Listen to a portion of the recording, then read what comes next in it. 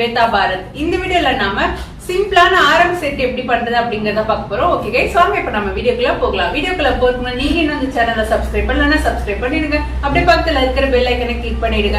அப்பதான் நான் உங்களுக்கு வீடியோ போடும்போதெல்லாம் நோட்டிபிகேஷன் வரும். ஓகே गाइस, வாங்க இப்ப நம்ம வீடியோக்குள்ள போகலாம்.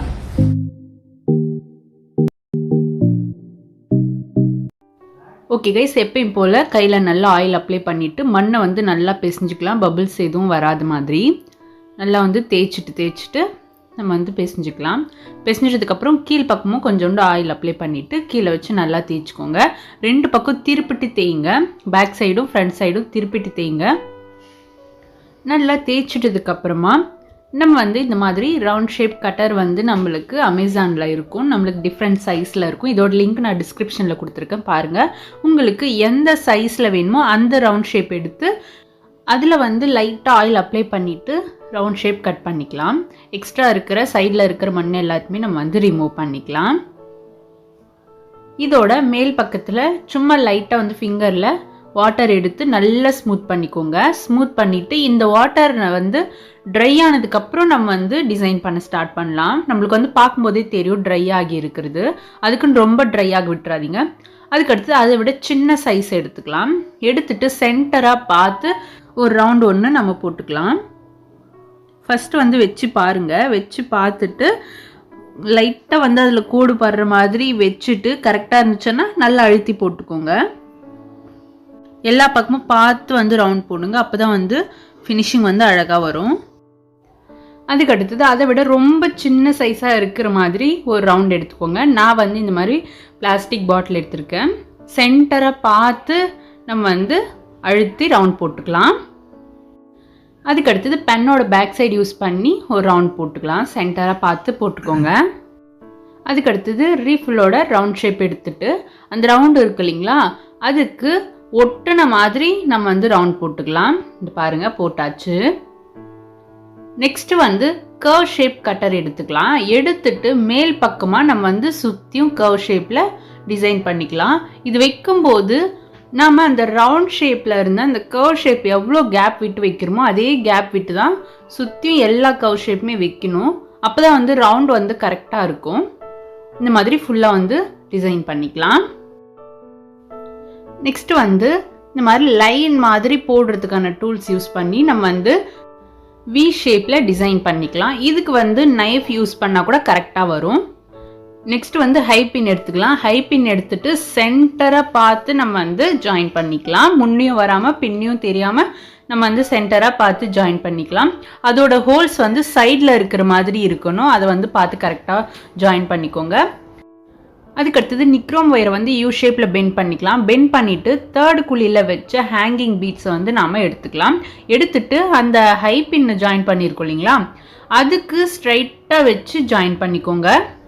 அதுக்கடுத்தது அதே தேர்டு குழியில் வச்சு எடுத்து லாலிபாப் பீட்ஸை வந்து ஜாயின் பண்ணிக்கலாம். அந்த பீட்ஸுக்கு கொஞ்சம் கேப் விட்டுட்டு நம்ம வந்து ஜாயின் பண்ணிக்கலாம்.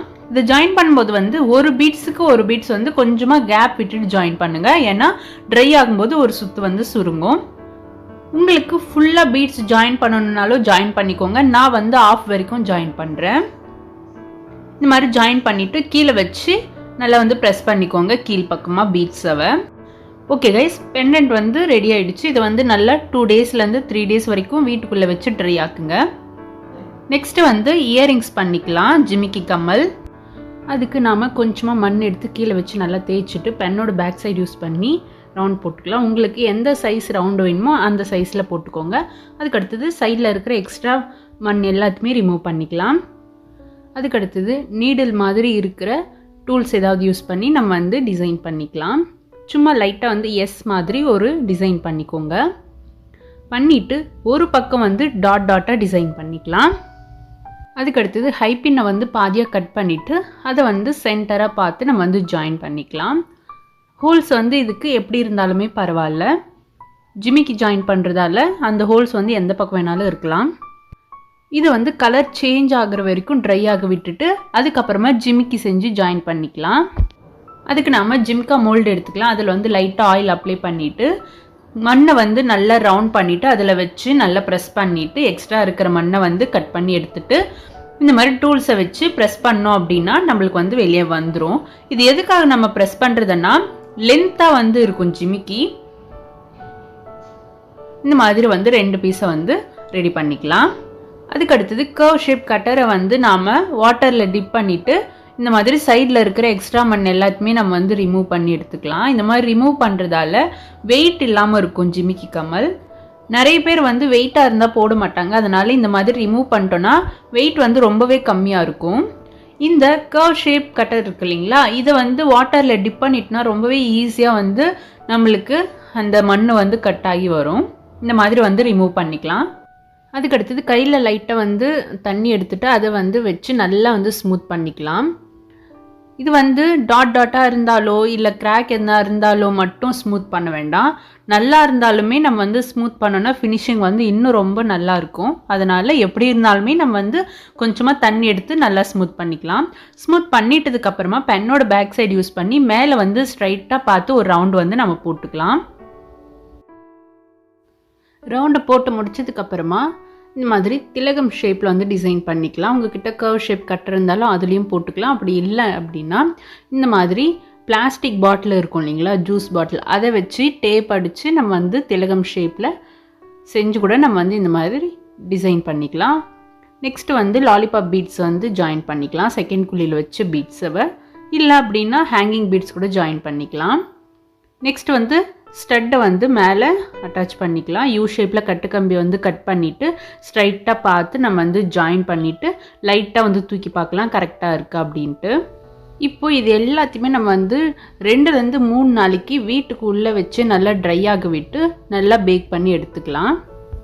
பேக் பண்ணி எடுத்ததுக்கப்புறமா நல்லா வாஷ் பண்ணிவிட்டு அந்த வாட்டர் நல்லா ட்ரை ஆனதுக்கப்புறமா பிளாக் கலர் பெயிண்டில் வாட்டர் மிக்ஸ் பண்ணிவிட்டு எங்கெல்லாம் டிசைன் பண்ணியிருக்குமோ அதுக்கெல்லாம் அப்ளை பண்ணிடலாம்.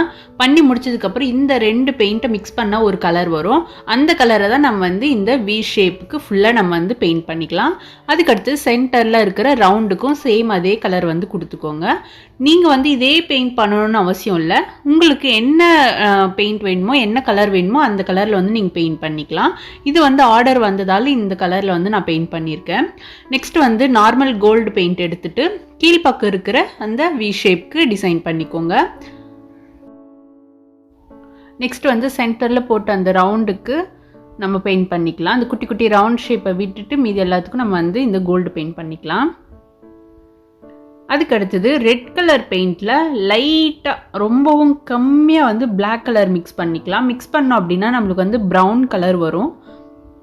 நல்லா வந்து மிக்ஸ் பண்ணிக்கோங்க. லைட்டாக பிளாக் கலந்தால் போதும். ரொம்ப கலந்தோம் அப்படின்னா கரெக்டான கலர் வந்து நம்மளுக்கு கிடைக்காது. இதை வந்து நாம் சென்டரில் இருக்கு இல்லைங்களா அந்த பெரிய ரவுண்டு அதுக்கு வந்து நம்ம பெயிண்ட் பண்ணிக்கலாம்.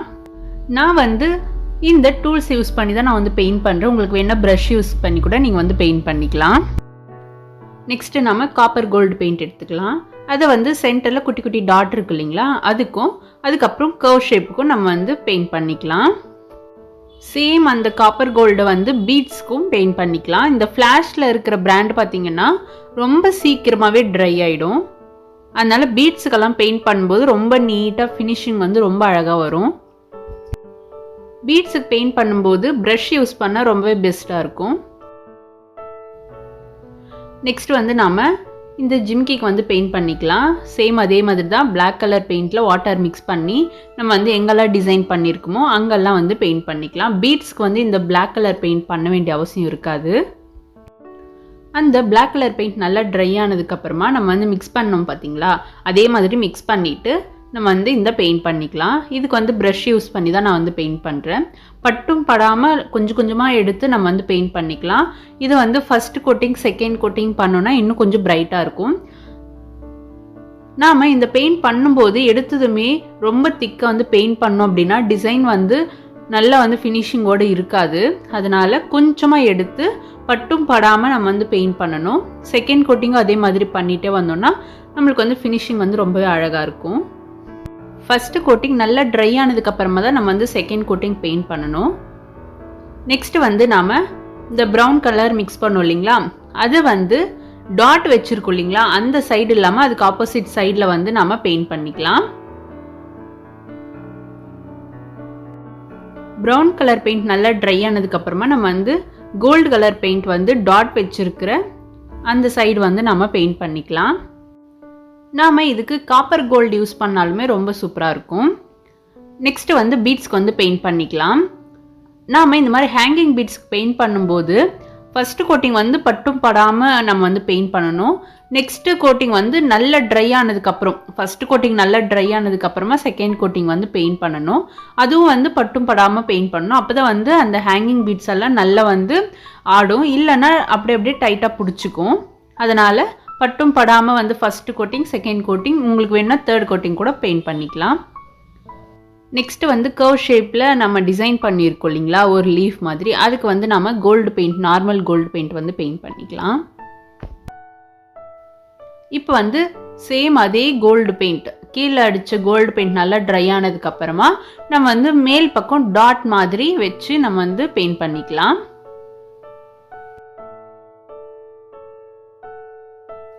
எல்லா பெயிண்ட்டும் நல்லா ட்ரை ஆனதுக்கப்புறமா ஃபினிஷிங் வந்து ஸ்டார்ட் பண்ணலாம். இப்போ வந்து எவ்வளோ உங்களுக்கு வந்து கியர் ஒயர் வேணுமோ அவ்வளோ கியர் ஒயரை வந்து நம்ம கட் பண்ணி எடுத்துக்கலாம். கட் பண்ணி எடுத்த கியர் ஒயரை வந்து அந்த மேலே ஜாயின் பண்ணியிருக்கோம் இல்லைங்களா ஹைபின், அதில் வந்து கொத்துக்கலாம். அதுக்கடுத்தது இதுக்கு ஜாயின் பண்ணுறதுக்கு நான் 4th குழியில் வச்சு பீட்ஸ் வந்து எடுத்திருக்கேன். அதில் வந்து கோல்டு பீட்ஸு, அதுக்கப்புறம் ப்ரௌன் கலர் பீட்ஸ், நெக்ஸ்ட் வந்து நம்ம மிக்ஸ் பண்ணோம் இல்லைங்களா 2 கலர், அந்த பீட்ஸை வந்து நான் செஞ்சு எடுத்திருக்கேன். நம்மளுக்கு வந்து இந்த ரவுண்டாக வந்து பீட்ஸ் மாதிரி இருக்கு இல்லைங்களா ஃப்ளாட்டாக, அது வந்து நம்மளுக்கு ஷாப்பில் வந்து கிடைக்கும். அந்த மாதிரி நம்ம வந்து பார்த்து வாங்கிக்கலாம். வாங்கிட்டதுக்கப்புறமா 3 பீட்ஸ் வந்து நம்ம மிக்ஸ் பண்ண கலர், அதாவது பிங்க் கலர்னு வச்சுக்கலாம், அந்த கலரும், அதுக்கப்புறம் 1 பீட்ஸ் வந்து கோல்டு கலர், அதுக்கப்புறம் 2 பீட்ஸ் வந்து ப்ரௌன் கலர், அதுக்கு சென்டரில் வந்து அந்த ஃப்ளாட்டாக இருக்கிற அந்த பீட்ஸ் வந்து நம்ம ஜாயின் பண்ணிக்கலாம். இதே மாதிரி 1 by 1 நம்ம ஜாயின் பண்ணிக்கலாம். உங்களுக்கு எந்த மாதிரி டைப்பில் வேணுமோ, நீங்கள் வந்து 2 பீஸ் வந்து பிங்க்கு, 2 பீஸ் வந்து கோல்டு, இந்த மாதிரி ஜாயின் பண்ணிக்கலாம். இல்லை நான் பண்ணுற மெத்தடில் கூட நீங்கள் வந்து சைட் பீட்ஸ் வந்து ஜாயின் பண்ணிக்கலாம். ஃபுல்லாக வந்து ஜாயின் பண்ணி முடிச்சாச்சு. இப்போ வந்து கியர் லாக் போட்டு நம்ம வந்து லாக் பண்ணிக்கலாம். இப்போ வந்து கியர் ஒயருக்குள்ளே 2 கியர் லாக் வந்து இது மாதிரி போட்டுக்கலாம். போட்டு முடிச்சதுக்கப்புறமா இந்த நெக்லஸ்க்கு பேக் சைடில் போடுவோம் இல்லையா, அந்த த்ரெட்டை வந்து நம்ம வாங்கிக்கலாம். நீங்கள் கொக்கியோட வாங்கினீங்கன்னா, நான் வந்து ஆல்ரெடி வீடியோ அப்லோட் பண்ணியிருக்கேன், அதை பாருங்கள். அப்படி இல்லை கொக்கி இல்லாமல் வாங்கினீங்கன்னா உங்களுக்கு கம்மி ரேட்டில் வரும். அந்த மாதிரி வாங்கி கூட நீங்கள் வந்து ஜாயின் பண்ணிக்கலாம்.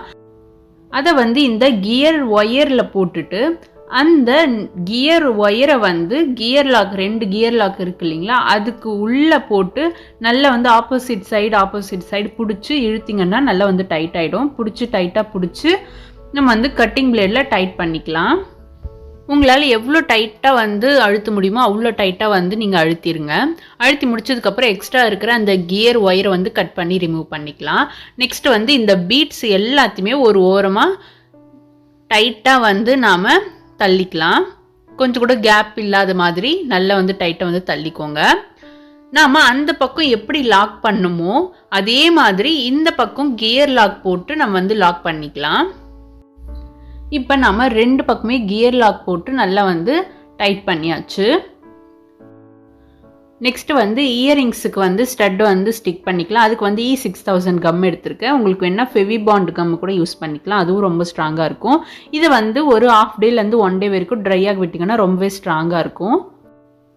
இந்த கம் எல்லாமே நல்லா வந்து ட்ரை ஆனதுக்கப்புறம் வார்னிஷ் அப்ளை பண்ணிக்கலாம். நான் வந்து இந்த பிராண்ட் வார்னிஷ் தான் எடுத்திருக்கேன். இதோட லிங்க் வந்து நான் டிஸ்கிரிப்ஷனில் கொடுத்துருக்கேன், பாருங்கள்.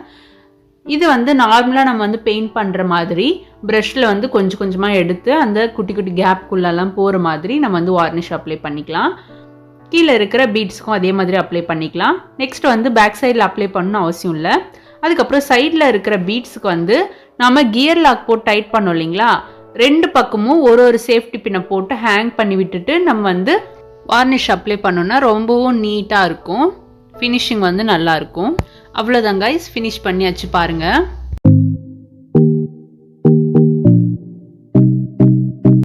ஓகே கைஸ், இந்த வீடியோ உங்களுக்கு பிடிச்சிருந்துச்சுன்னா லைக் பண்ணுங்க, ஷேர் பண்ணுங்க. ஏதாவது டவுட்ஸ் இருந்துச்சுன்னா கீழே கமெண்ட் பண்ணுங்க, நான் உங்களுக்கு கிளாரிஃபை பண்ணிடுறேன். ஓகே கைஸ், இந்த வரைக்கும் வீடியோ பார்த்தவங்க எல்லாருக்கும் தேங்க்யூ, பாய்.